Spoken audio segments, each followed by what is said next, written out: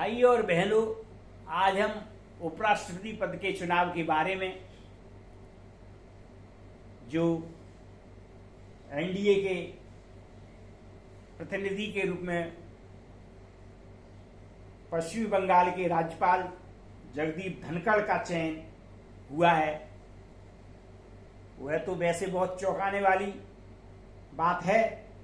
पर इससे पहले गठबंधन ने राष्ट्रपति चुनाव में द्रौपदी मुर्मू के रूप में ऐसा ही प्रत्याशी पेश किया था, जिन्हें विपक्ष के भी बड़े वर्ग का समर्थन मिल रहा है। लेकिन धनखड़ ऐसे प्रत्याशी नहीं है। पश्चिम बंगाल में वह 3 साल से राज्यपाल हैं। इस बीच उनका वहां की मुख्यमंत्री और तृणमूल नेता ममता बनर्जी से कई बार टकराव हो चुका है। कुछ जानकारों का मानना है इन्हीं वजह से इन्हें उपराष्ट्रपति पद का एनडीए का प्रत्याशी बनाया गया, क्योंकि इसे समझने के लिए राष्ट्रपति और उपराष्ट्रपति पद की अलग अलग भूमिकाओं पर ध्यान देना होगा। राष्ट्रपति देश के संवैधानिक प्रमुख होते हैं। वह सक्रिय राजनीति और शासन के रोजमर्रा के काज से बिल्कुल ऊपर होते हैं। उपराष्ट्रपति यूं तो राष्ट्रपति की गैर मौजूदगी में भी अपनी भूमिका अदा करते हैं, लेकिन यह संसद के ऊपरी सदन यानी राज्यसभा के पदेन अध्यक्ष होते हैं। इस लिहाज से वह देश और खासकर संसद के अंदर की राजनीतिक गतिविधियों से अछूते नहीं रह सकते।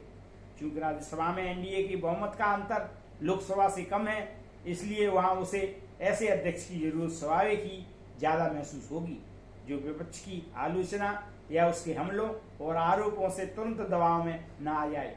वैसे यह बात भूलनी नहीं चाहिए कि धनखड़ लंबे समय तक वकालत कर चुके हैं और वह कानून की अपनी बारीकी समझ भी रखते हैं।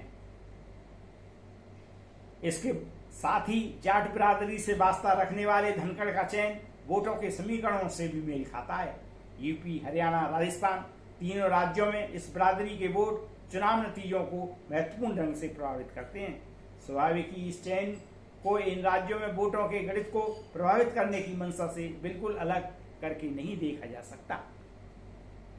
बहरहाल विपक्षी खेमे की बात करें तो उसने उपराष्ट्रपति पद के लिए प्रत्याशी चुनने की खातिर एक बैठक पिछले हफ्ते की थी, लेकिन उम्मीदवार के नाम पर अभी कोई सर्वसम्मत फैसला होने में लगता है कुछ सोच विचार करना पड़ेगा। लेकिन एनडीए ने अपने प्रत्याशी की घोषणा कर दी है और सब लोग सख्ती में आ गए हैं। सो एनडीए प्रत्याशी के बारे में जान लेने के बाद रविवार को दूसरी बैठक में विपक्षी दलों ने मार्गरेट अल्वा को अपना प्रत्याशी घोषित किया। प्रत्याशियों के गुणदोष से अलग दोनों सदनों में सत्तारूढ़ पक्ष के स्पष्ट बहुमत को देखते हुए 6 अगस्त को होने वाले चुनावों में एनडीए प्रत्याशी की जीत तय मानी जा रही है। इस लिहाज से यह भी सांकेतिक लड़ाई है, लेकिन अगर कोई भी पक्ष इसे दिलचस्प बना सका तो इसके प्रत्याशी संकेत कुछ महत्वपूर्ण सबक जरूर दे सकते हैं।